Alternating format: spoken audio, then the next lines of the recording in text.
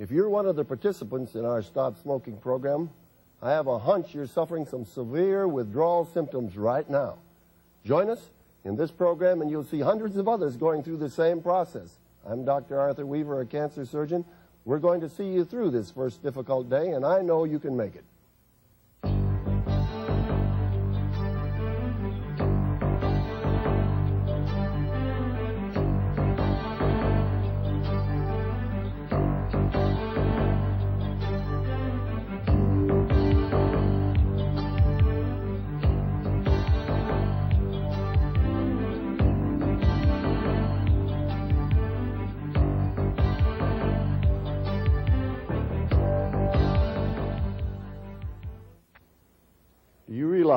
That since you were here last night, 1,000 people died prematurely of diseases associated with smoking since you were here last night in the United States alone.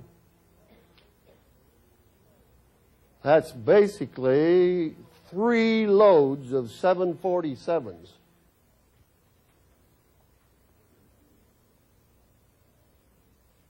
What do you think would happen if we had a 747 go down today and it crashed and 350 plus people were killed? And then tomorrow we had a 747 crash. And the following day we had a 747 crash. You remember a few plane accidents you've heard about, the Korean accident, the Detroit accident, and the like? People talk about those for years later. Well, since you were here last night, we've had 3 times that many people die from diseases associated with smoking. We lost perhaps 50,000 men in Vietnam, and we consider that a disaster. We lose over a third of a million people every year in the United States, prematurely, from diseases associated with smoking.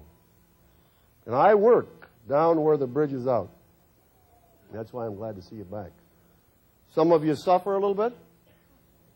Anybody suffer? Raise your hand. Oh, okay.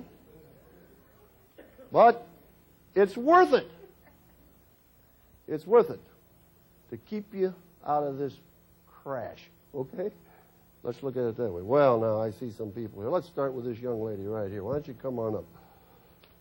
Now, I should tell you that we have chosen these people randomly from the audience. My friend Floyd, I asked him, go and get me 4 people. Don't ask them any questions. So it's as big a surprise to me as it will be to you. Give us your first name. Debbie.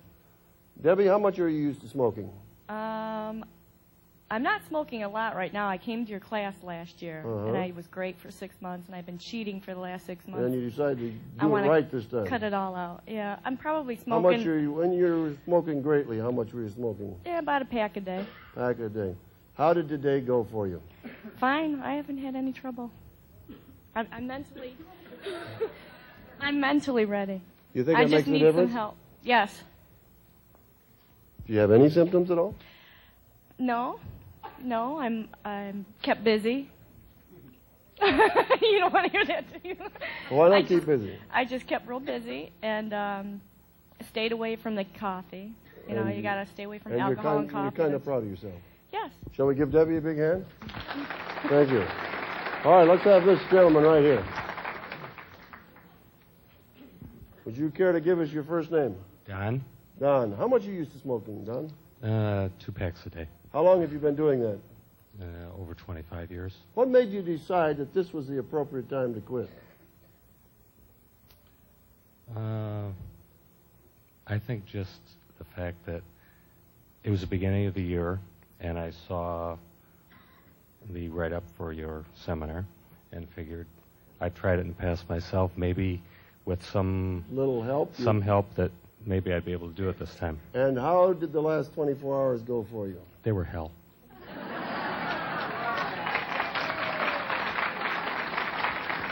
Do you want to develop that a little bit for me? Well, my wife and I both are coming, and I thought it better that we didn't talk on the way here this evening. I left work 2 hours early, and What symptoms do you think you had? Okay. Well, how would you describe your feelings today? Well, I've got this numbness in my joints. I'm all sweaty. I couldn't concentrate. Anybody out there can't concentrate? Mm-hmm. I should tell you that of all the symptoms and signs that people tell me about, the inability to stick to a thought pattern or a job process is probably the commonest of all withdrawal symptoms. I remember I was putting on a stop smoking clinic in Plymouth not so long ago. And there was a fellow there who worked for Burroughs, the computer company. He came back the first day and he said, "Boy, did my company lose money on me today." He said, "I couldn't even read the diagrams, let alone fix a computer." He came back the second day and I said, "How did it go?" "Forget it." He says, "I'm going to get fired." He came back the third day. I said, "How are you doing?" "Well," he said, "I read the diagrams today." He came back the fourth day. He said, "I fixed 3 computers. I think I'll keep my job." But if you find trouble sticking with it, I think this is probably the commonest symptom that people have when they quit smoking. Anything else bothers you? Actually, I didn't have any urges to smoke. Didn't have any. I only had a couple. But you felt terrible. Yeah, but I felt terrible. So I don't know whether it was the lack of cigarettes, the lack of food, or running to the men's room all day. Something did it. But you didn't smoke. Didn't smoke. Well, you know, where's that girl that I just talked to? Because I failed to give her button. I have here tonight for everybody who hasn't smoked since last night or the last 24 hours. I love being free from smoking. Maybe we ought to warm up on that one a little bit. Shall we say? I love being free from smoking. There's your button. We'll send that young lady back here, and I'll personally give her her button. Why don't you come on up here? Okay, hi. And your first name? Mary. Mary. How much are you used to smoking? Pack to a pack and a half a day. And you thought this was a good time to get at it? Any special reason that you... I've been wanting to quit for a couple years and keep procrastinating and trying. And It's an easy thing to put off, isn't it? Sure is. Yeah. And I have kids who desperately want me to quit smoking. They probably love their mother. Sure. Yeah. Okay. So how did the last 24 hours go for you? It wasn't too bad. What was the worst thing you noticed? I couldn't concentrate at work either, and I'm real anxious. Just feel really, really anxious. Kind of uptight? Yeah, just A little Really? irritable? a little snappy. But you made it Yes, without a cigarette. without a cigarette at all. Aren't you proud of her? Let's give her a button. Thank you very much. Come on up, sir. Oh, look what he's got on here.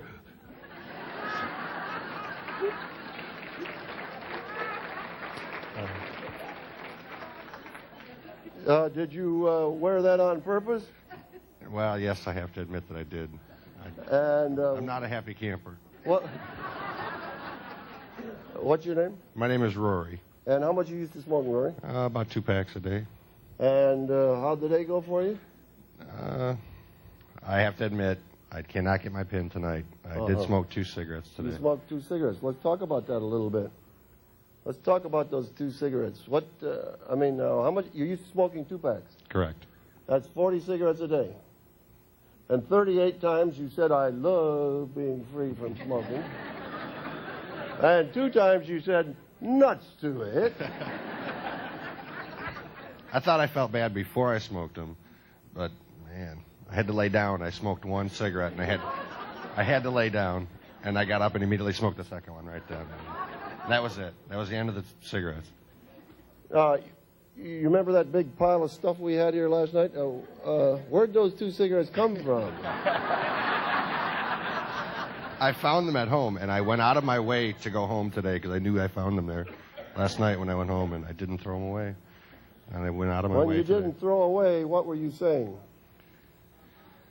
I'm a wimp. I don't know. I was here last year, and I made it almost 6 months. And I think, honestly, today was easier than last year at this time. Okay. It's interesting, isn't it, that he kept those 2 cigarettes around? It's not unusual at a clinic, to be honest with you. I find someone comes along and they say, "Doctor, I had a terrible time today." "Well, how much did you smoke?" 2 cigarettes. They come back the second day. "Oh, doctor, I had a terrible time today." "How much did you smoke?" "Well, I smoked 1.5 cigarettes." Then I say, "Where did you get the cigarettes?" "Out of my purse."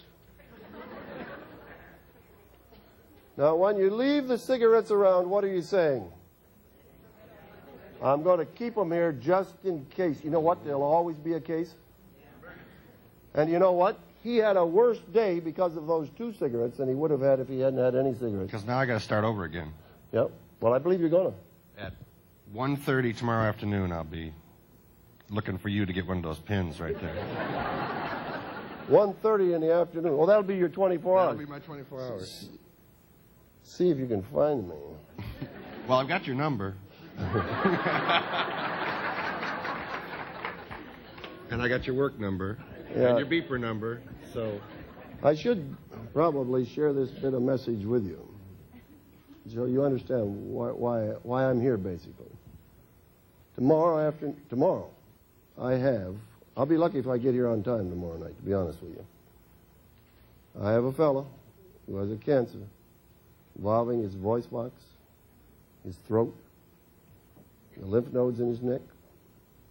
We're going to have to take out his voice box, take out all of his throat beyond his tongue, bring a piece of intestine up to replace his throat, hook that up with microscopic anastomosis, and hope by the grace of God we can pull him through. The operation is good for probably 10 or 12 hours. Fortunately, I have an associate who may take over about the time I have to come to this clinic.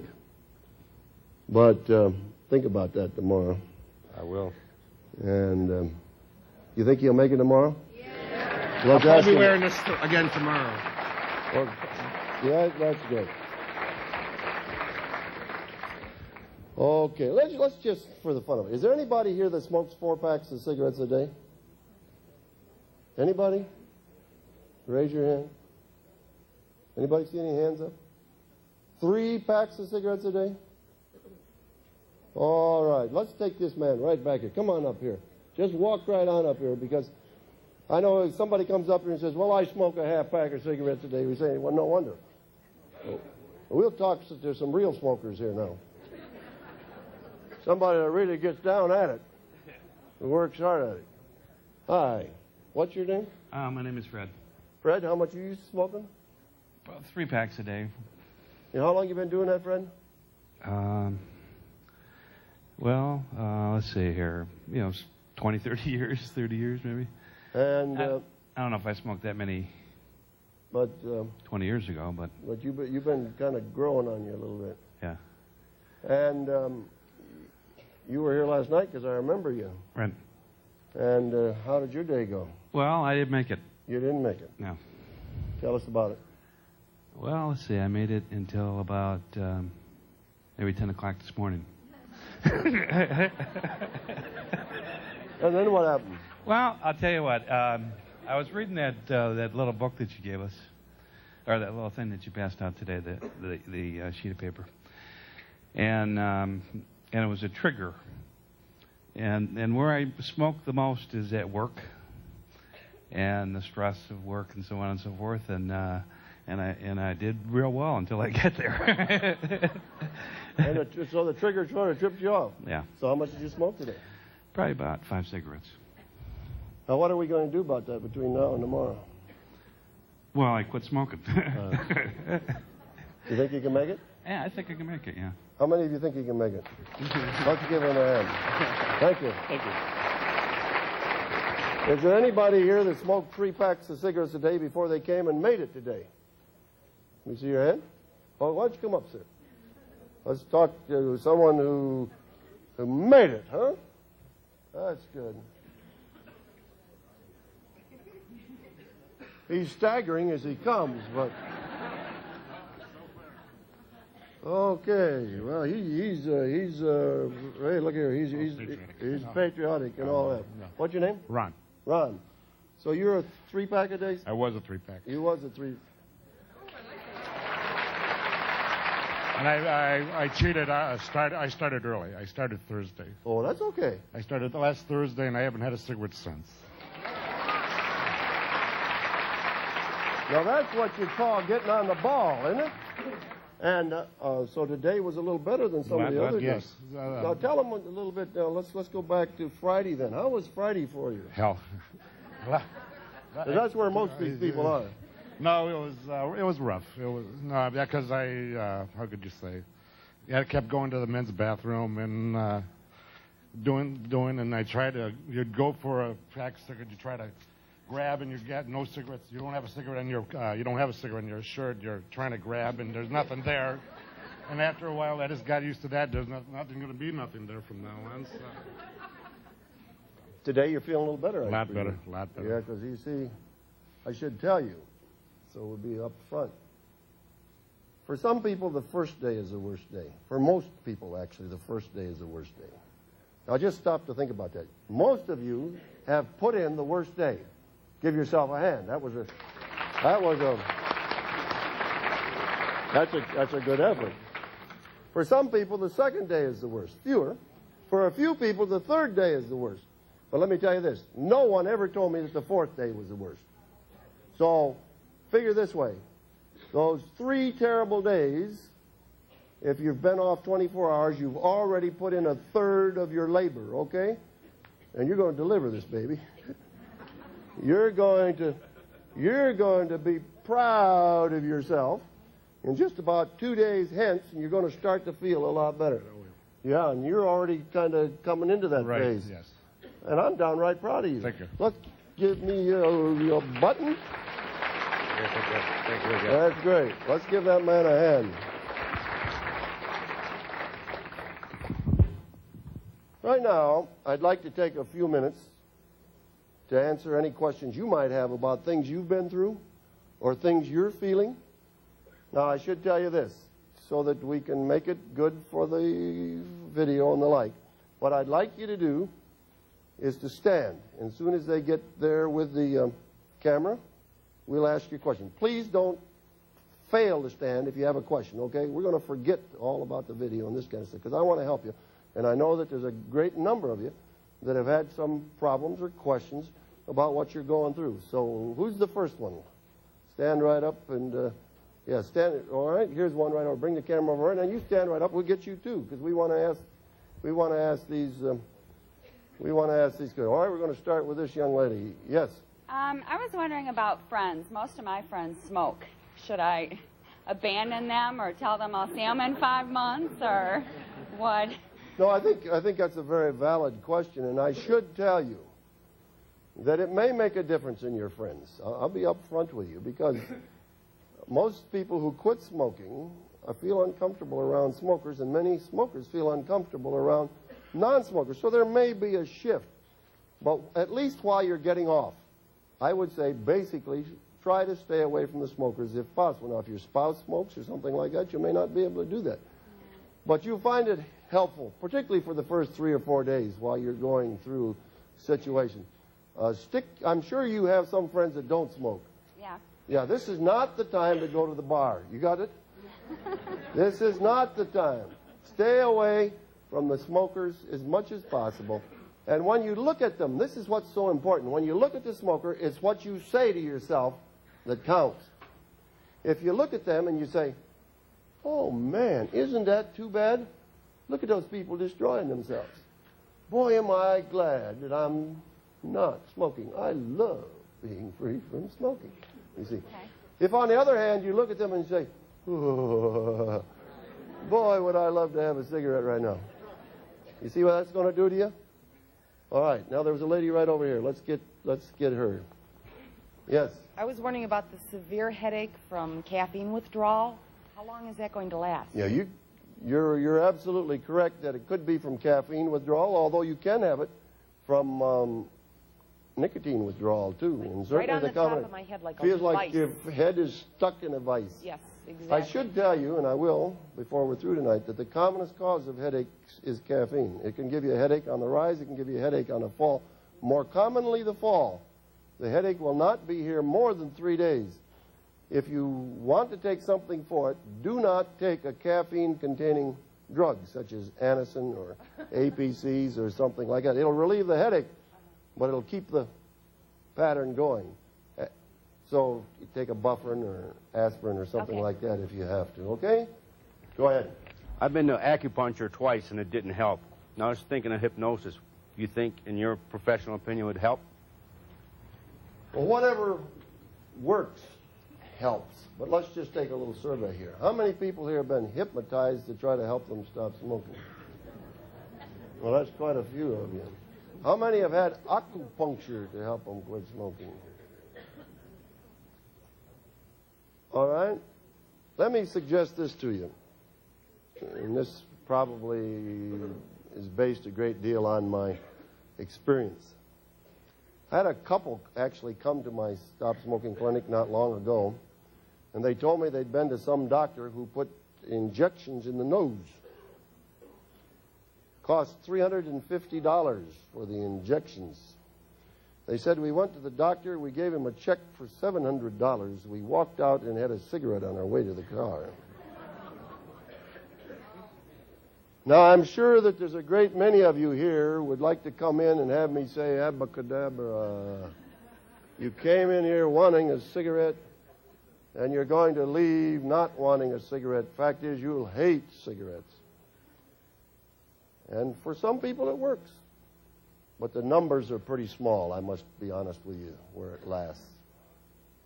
Those people who come to our program, and I'm brag a little bit here maybe, do better than any other program that I know of or have ever tested. And we've evaluated this at some considerable length.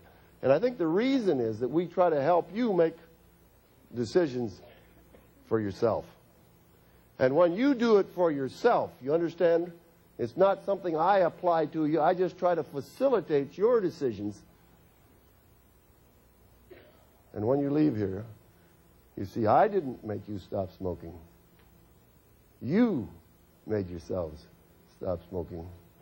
Now let me make some suggestions for you that we didn't even have time to get. How many, anybody here that's hungry?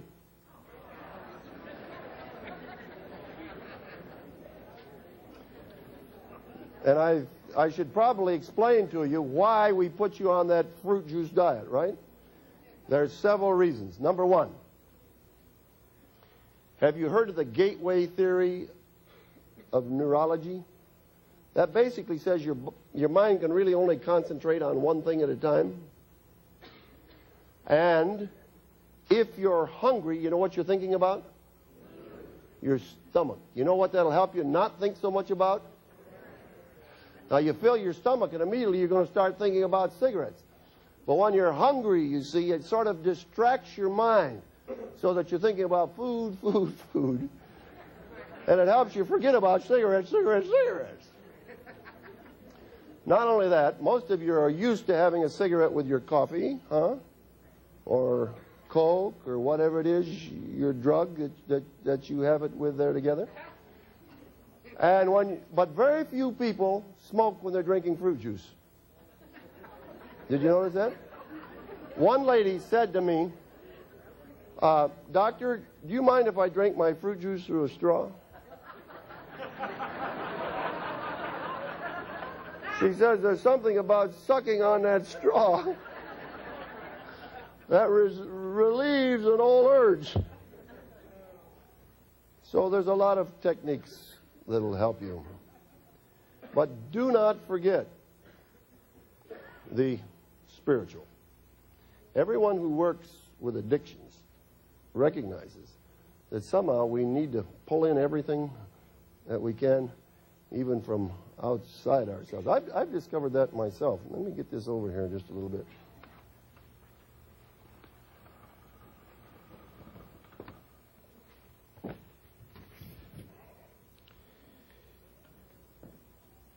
When I had a problem, you know, that I had to conquer, Maybe sometime I'll tell you about almond joys and my problem with them. But I've discovered from my own personal experience that if I'll make the decision, put my will in it, and then I'll ask the good God, who I believe cares about me as a person, even the nitty-gritty of my life, that he'll provide the power for me to see that accomplished. I've put that down as the ABCs.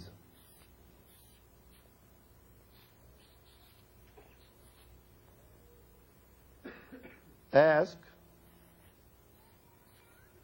believe,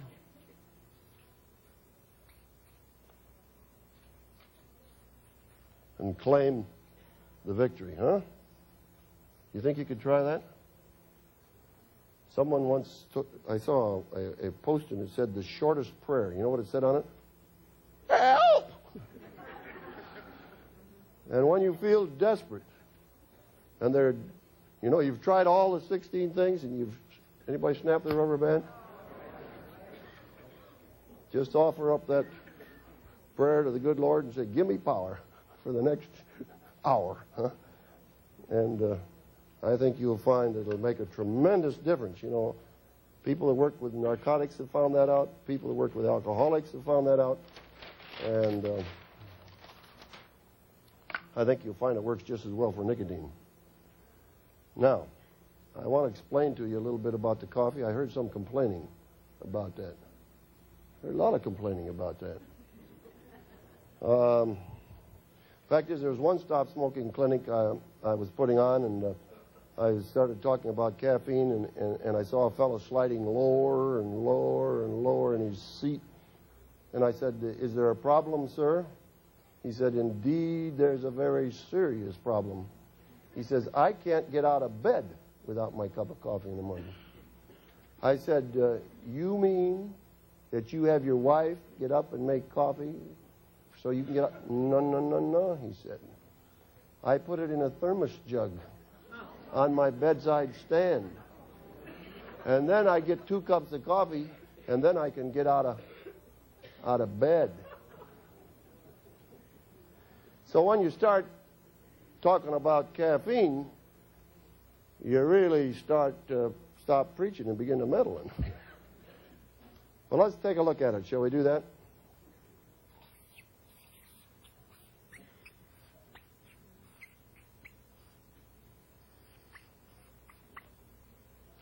Caffeine.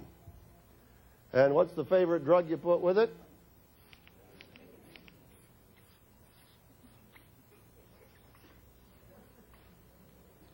Now, what effect does caffeine have on the central nervous system? It's a stimulant. It's a stimulant. I suppose we might call it an upper. Feel a little tired, what do you want? You want a cup of coffee, right? Then you feel a little better. All right, nicotine in small doses, I think, is also a stimulant.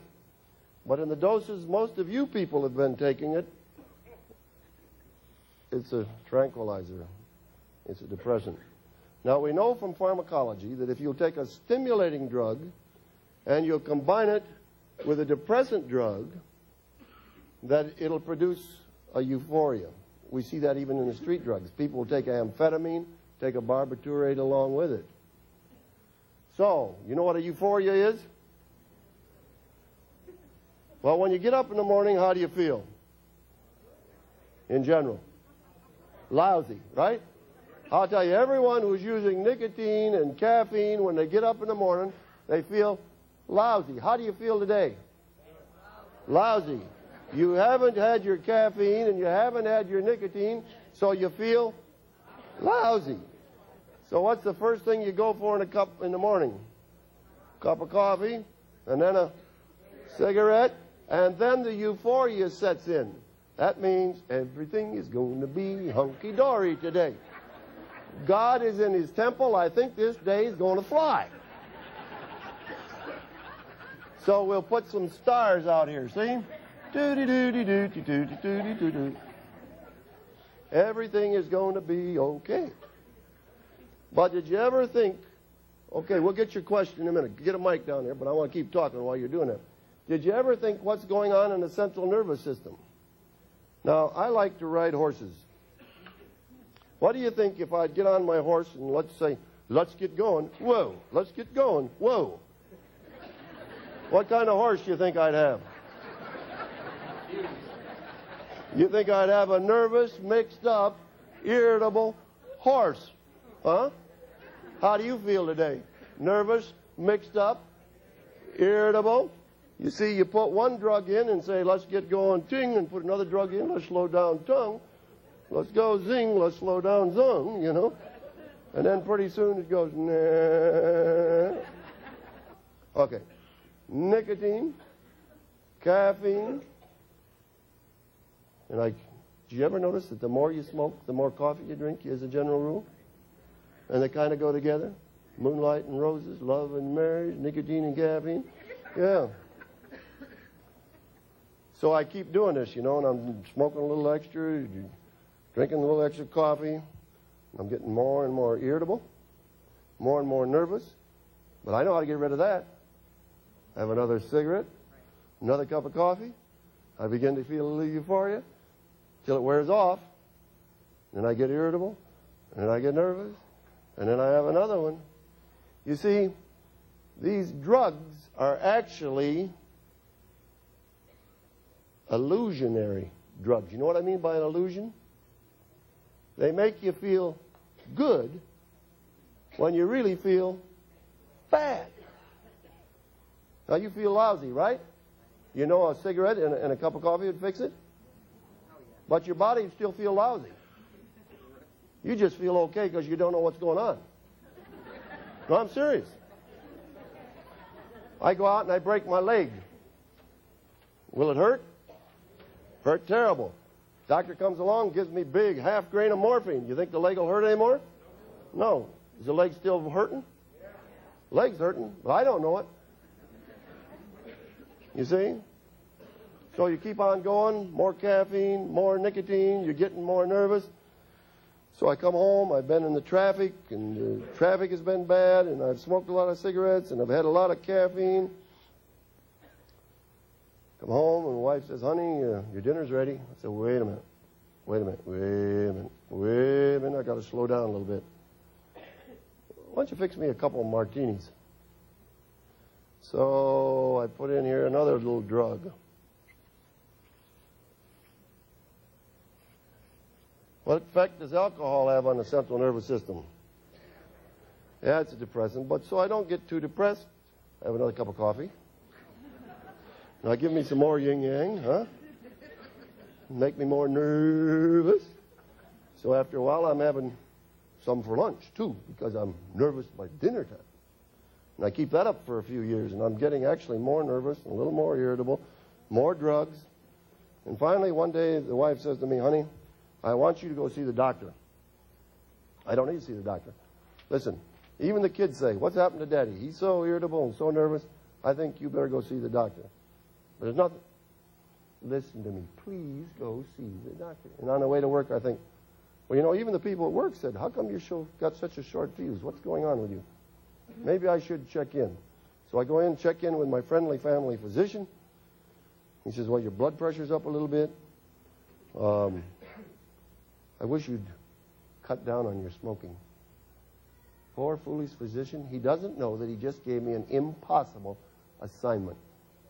No one ever cut down on their smoking and stayed cut down for a prolonged period of time that had an established smoking habit. Are you listening to me? It don't work. Have you tried that? And did it work?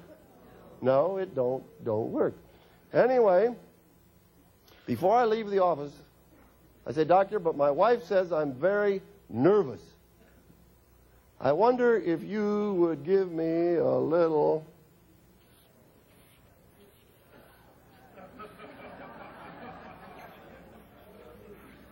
And my friendly family physician, not wanting to offend me, sits down and he writes a little prescription, Valium, number 50, 10 milligrams, 1 TID, and I leave saying, isn't he a good doctor? And what effect does this have on the central nervous system? And so I don't get too depressed. I have another couple cups of coffee to more and more wreck my nerves. Now, if you think I'm joking, this is the great American scene. And until very recently, at least, this was the #1 prescription drug. I think now propanolol or one of those beta blockers may head the list. But this was the #1 prescription drug in America. Basically trying to make sense out of what these caused up here, but actually making it worse. And you say, well, why would your doctor prescribe something that'll make it worse? Well, do you have time to share with me a couple stories from my own office? Are you trapped? Will you listen? Okay, these are from my own office. These are not parables. These are actual facts. I treat largely cancer patients. A mother came in with her 18-year-old daughter, was going to Michigan State University, and she said to me, as I was to give this mother her cancer check, would you talk to my daughter?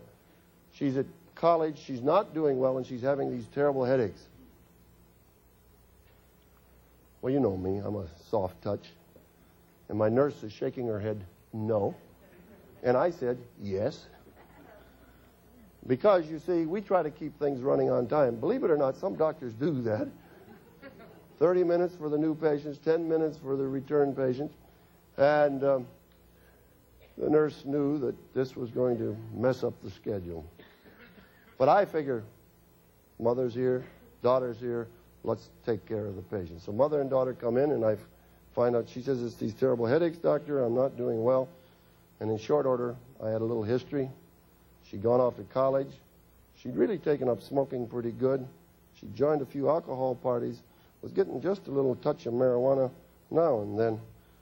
And her diet consisted largely of potato chips and occasional hamburger, and she thought Coke was God's original beverage that he provided for mankind.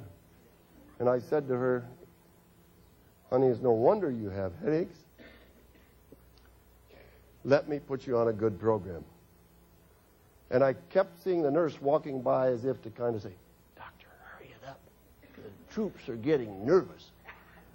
But I'm having fun. I mean, this beats treating cancer, believe me.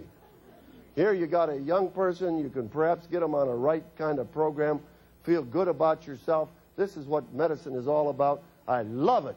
And so I'm telling her what she should have for breakfast, lunch, dinner, telling her how to get off those other things, get on an exercise program. I really feel good about myself as a person, and I feel that I'm really doing something worthwhile for her. And finally, I walk out with mother and daughter, and the nurse breathes a sigh of relief. And just as the mother's about to go, she turns to me and she says, but doctor. I said, yes. Aren't you going to do something for my daughter? At that moment, I recognized that the last 45 minutes were down the drain. And I said, like what? And she said, like write her a prescription for Valium or something. Now, you see, I can write a prescription for Valium in less than probably 2 or 3 seconds, sign my name, and mother and daughter would have left and said, wasn't he a fine physician? I mean, I really appreciate old Doc Weaver. I don't know what they said when they left, but I suspect it was something like this. What was he, some kind of a naturopath quack or what? Why does your doctor write prescriptions for Valium? Keeps the troops happy. But it doesn't help the situation. Okay, I'll share another story with you. Lady came to my office. She sat on my examining table, eyes darting hither and thither. I spoke quietly because I was afraid if I'd make any noise, she would scream and run out. I mean, she was this nervous. She says, doctor, I'm afraid I got cancer. Well, she should have had. She had all the lifestyle that goes along with it, smoking, cigarettes, alcohol. She drank a ton of caffeine and the like. And I checked her over, and I didn't find any cancer. And I said, I have good news for you. Oh, thank you, she said. I said, I don't find any cancer. But I said, you're a nervous wreck. She says, I know it, but I shouldn't be. I already had the story of the smoking, the alcohol, the caffeine. So the next question I asked her, I knew no one that nervous wasn't on tranquilizers. I said, what tranquilizers are you taking? She said, Doctor, I'm not sure which of these tablets are tranquilizers. These are the pills I'm taking. She opened her purse and she put actually 12 vials on my desk. 3 of them were major tranquilizers. And then she had things to undo what the tranquilizers did. She had things to wake her up in the morning and things to put her to sleep at night. She had stuff to move her bowels and stuff to stop diarrhea. She had the waterfront covered. And I said to her, would you like to feel better? She said, that's a foolish question, doctor. Of course I'd like to feel better.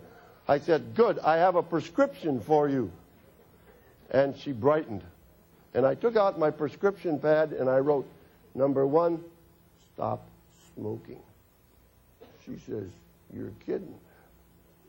I said, no. Number 2, stop drinking. She said, I might be able to do that. Number 3, stop your caffeine. She said, no way. And I said, number 4, please leave all these pills with me. She says, those cost me a ton of money. You think I'm going to leave them here? I said, I thought you said you wanted to feel better. I do, she said, but it wouldn't work. I said, I guarantee it. She says, you're kidding. I said, I'm not kidding. Well, after some give and take, she finally said to me, well, I suppose I could try. Well, I was making a little progress. She left her pills. And I gave her an appointment for 1 month. I really didn't expect to see her again. But 1 month later, she was back. And the nurse who had put her in the room, didn't know any of this conversation I'd had with her except for the cancer exam, came to me and she said, what did you give that lady? I said, I didn't give that lady anything. She says, she sure looks a lot better and acts a lot better. I walked in, she sat there on the examining table, tranquil, relaxed, equanimous, beautiful. And I said to her, how do you feel? She said, Doctor, I hate to tell you this, but I haven't felt this good since I was a teenager. I said, wow, now you know the answer. And she looked at me and she said, well, yes and no. I said, what do you mean, yes and no? Well, she says, you know what, I don't need to smoke anymore. I don't need to drink anymore. You can keep those miserable pills, but doctor, I got to have my coffee. I spent the next 20 minutes trying to talk her out of her coffee. But she left there saying, I'm going to have my coffee. Well, she hasn't been back. But you know I could write the sequel?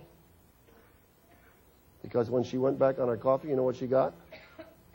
She got a little nervous. And when you get a little nervous, you know what you do? You smoke. And now you've got your yin, and you got your yang, and you got your nervousness back in very short order. And then she had to have a little alcohol somewhere down the line. And then she wanted her Valium. You think she's going to come ask me for it? No way. She'll go back to her friendly family physician who will sit down and write Valium, TID, sign his name. Isn't he a good doctor? From my own office, these stories. I hope you're getting a point. Let's talk a little bit about caffeine. I've called caffeine the penny behind the fuse. Well, let's take a little look at it first. Let's say this is our alertness level, okay? It's not quite straight, but this is how wide awake we'd like to be during the day. When you get up in the morning, where are you? Up here, down here, or right on the line? Yeah, now there are people, I'll admit, that come leaping out of bed and say, whoopee, what a day, let's go. Now, I'm not a hypocrite. I'm not a caffeine user. But let me tell you that even in the morning when I wake up, I kind of look at my girl and say, what time is it, honey? Take a big yawn. But the average person, what do they head for? Coffee, and usually a cigarette. Now, that gives you a kick up, right? Is that real or artificial? It's a fake out. It's illusionary. You're no more awake there than you were down here. You know how I know? Because as soon as that caffeine begins to wear off, you know what happens?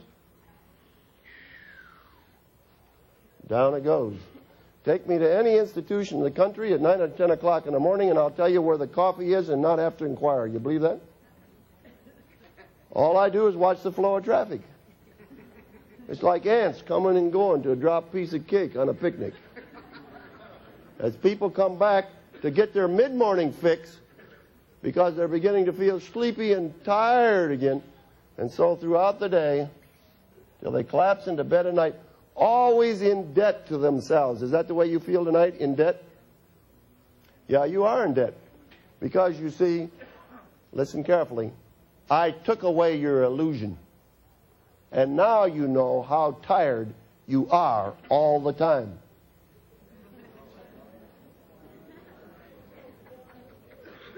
It's true.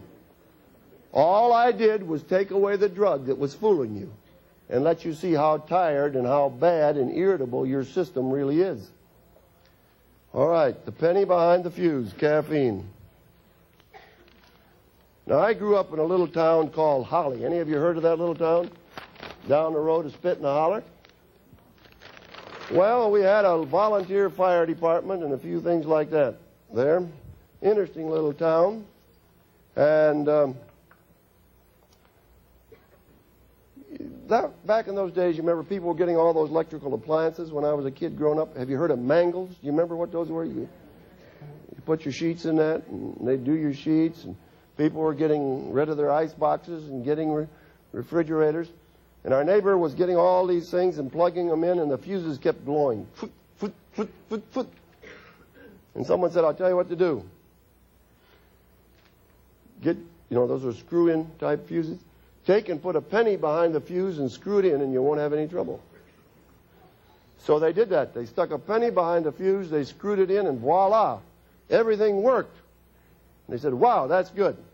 It was about a week later, Saturday morning, heard the fire siren go off down in the village hall. If you want to get attention in a small town, have a fire. Did you ever see a crowd following an electrician's truck that was going around to put in extra circuits? No. Have a fire, and then you can get attention. Okay? Every woman's got her head out the door. Kids are on their bicycles. And here comes the little volunteer firemen. They've got their sirens going and their little lights going. Everybody's going to the fire. Well, it's a little bit the same way in medicine. Do you know that? We'll talk about that in a minute. But let's talk about the fuse that God has put in you. Here it is.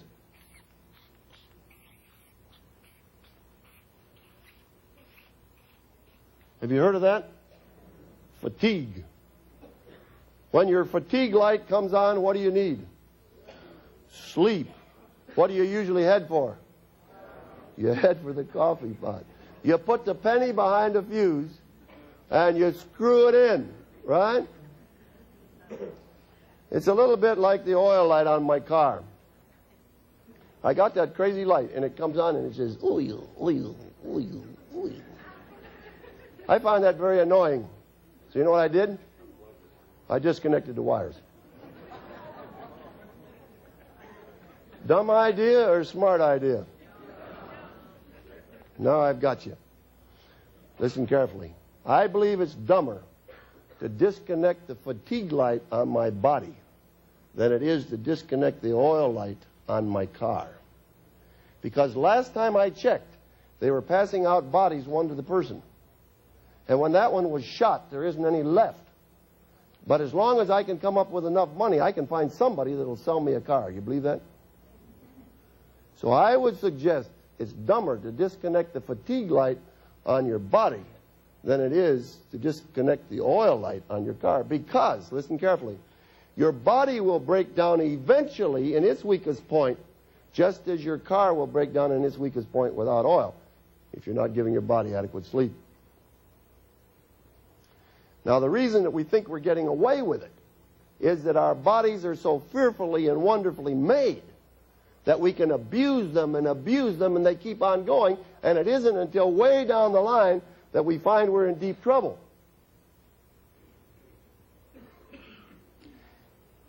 If my weakest point is my brain and I don't get the adequate rest I need, I keep pouring the caffeine in, I'll have my nervous breakdown.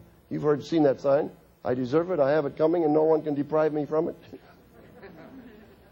Do you know that the psychiatrists actually have a disease diagnosis they call caffeineism? And it frequently takes place: irritability, inability to sleep, waking up at funny times, nervousness, irritability, brought on by what? Caffeine. If my weak point is my heart, I get a heart attack. And there are some pretty good studies. The best one I know of was taken years ago when they took a medical school class and they kept track of those that were using coffee and those that weren't. A lot more heart attacks in those people who were using coffee than in those people who didn't. Huh? It's dangerous to have your heart attack nowadays. Used to be people would give you mouth to mouth. They won't do that anymore. They're afraid of the age, you know that? So they may just leave you there on the street or just thump it on your chest, something like that. Well, I know that it's popular because, who are you if you haven't had a bypass, right? Or one of those balloons they put up there and try to dilate those vessels. But listen, don't you think your heart needs a rest too? If it's your stomach, and you know that caffeine increases the acid in your stomach, makes you much more likely to have duodenal ulcers, well, you can, of course, have your stomach out, or you can take some Menadine, or Carafate, or some of those antacids.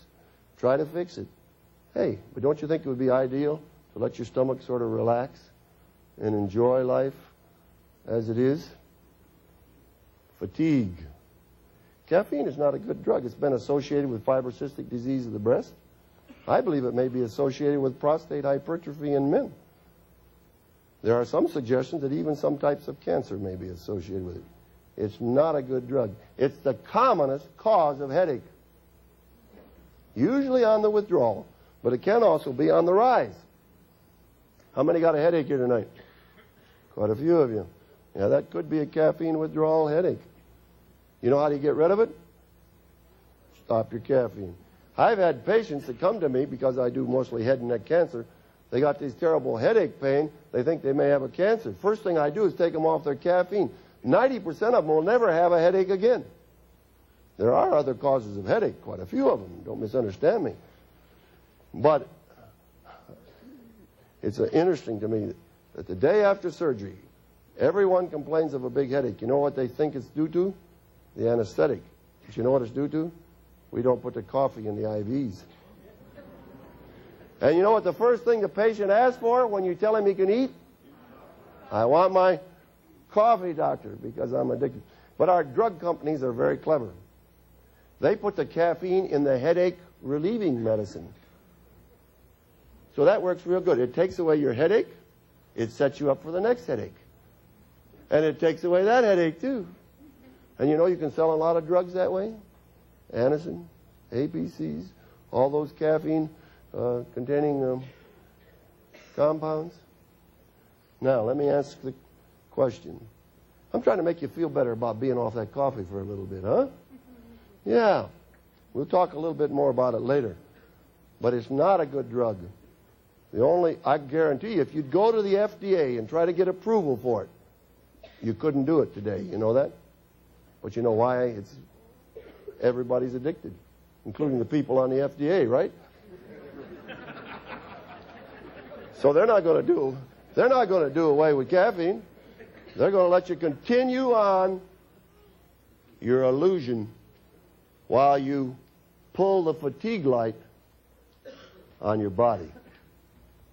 The good news is that those of you who are off your coffee, in 3 days your headaches will be gone and you'll be awake.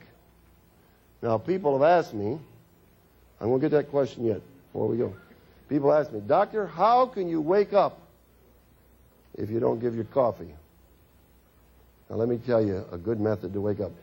Don't do this if you have heart disease, okay? If you don't have heart disease, This is what I do every morning. One good way is to get up and do a little exercise. That'll get the blood flowing, get you awake. Well, you say, I don't have time to exercise in the morning. Well, here's what you do. You go to the shower. Oh, a nice, warm shower. You can even sing in there a little bit, you know. It's a nice... I use my showers for therapy, you know. Sure, therapy, not just get clean, but therapy. Nice, warm water. You run that around, you soap down, that feels good. But you're not quite awake yet. But here's what you do. Without giving it too much thought, you turn and you face the faucets. With one hand, you turn off the hot water. With the other hand, you turn on the cold water. When you get that hot water off and that cold water hits you, you'll know the day has started. You will even start some deep breathing right there in the shower. You may even have a little exercise going. Woo-hoo. Then you turn around and you take that on your back. Then you get a couple hands full and you splash that on your face. By now the day is fully started. You shut off the cold water, you get a towel and you polish. You come out of there glowing and wide awake. You say, doctor, forget it. It works. I guarantee if you do it for a month, you'll never quit it. Now, I should share something with you about people who won't listen to doctors. There's two people that won't pay any attention to doctors. One of them are nurses. And the other one, doctors' wives. You got it. Now, my wife is a nurse. So that should tell you something right there, see? Now, one day I came home, and she was acting pretty perky and kind of, all right, I said, I know you've got something you want to tell me. What is it? I can't tell you. You'll have to find out for yourself. You know how that game goes? And after a while, I said, all right, honey, what is it? Oh, she says, you wouldn't believe it, but I took a cold shower. And you know what? She said, it wasn't that bad. You know what? She's still taking cold showers. And you know how I know? Sometimes she gets there before me. And when I turn on the water, you know what I get? I get a sandwich job. Cold in front, warm in between, and cold on the end. Because she's got the pipes all full with the cold water system. Now, if I can convince my nurse wife, maybe I can convince you to try it. This is a natural stimulant. This is not an illusion. This is real stuff. This will make you alert and alive and awake and ready to go. But don't forget to polish with the towel, huh? Because that gets your skin stimulated. You try it, and you'll like it. All right, now answer your question about the caffeine. I don't believe that a decaffeinated beverage, it's not a health beverage, okay? Let's start with that. The caffeine itself is irritating to the gastric mucosa. That's the flavoring agent that comes in the caffeine. And even some studies show that it will kick up your cholesterol level. Maybe you read that study, the decaffeinated coffee. But in addition to this, while you're stopping smoking at least, I don't want you to use it, because when that smell comes curling up, you know what it's going to say? Cigarette, cigarette, cigarette. I like the coffee. Where's the cigarette, cigarette? Psychological association that you won't get from a glass of fruit juice, okay? Well, listen, ladies and gentlemen, you've put in one night already, right? You've got 1/3 of the misery behind you, right? Now, those of you who aren't off yet, how would you like to get on board? Will you do that? Do not stop coming back. In any case, we'll get you off. I got a special session for you tomorrow night. But I think, we need the buttons. Okay, here we come. Everybody that hasn't smoked in the last 24 hours, you stand, and we're going to give you a button before you go. Stand right up. Everybody who hasn't smoked in the last 24 hours.